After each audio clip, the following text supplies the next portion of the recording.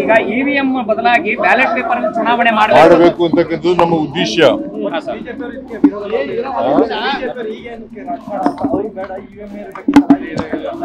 Down ಮಾಡ್ರಿ. ನಮ್ಮ ಅನುಭವದಲ್ಲಿ ನಾವು ತೀರ್ಮಾನ ಮಾಡಿದ್ದೀವಿ.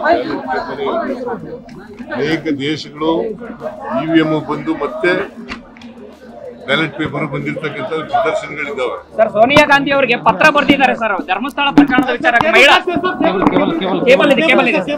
ಕೇಬಲ್ ಇದೆ ಸರ್. ಮಹಿಳಾ ಸ್ವಾಮೀಜಿಗಳೆಲ್ಲವೂ ಸರ್ ಎನ್ನೇ ತನಿಖೆ ಮಾಡಿ ಅಂತ ಧರ್ಮಸ್ಥಳ ಪ್ರಕರಣ ಎನ್ನೇ ತನಿಖೆ ಮಾಡಬೇಕು ಅಂತ ಅಮಿತ್ ಶಾ ಹೋಗಿ ದೂರು ಕೊಟ್ಟಿದ್ದಾರೆ ಸ್ವಾಮೀಜಿಗಳೆಲ್ಲರೂ.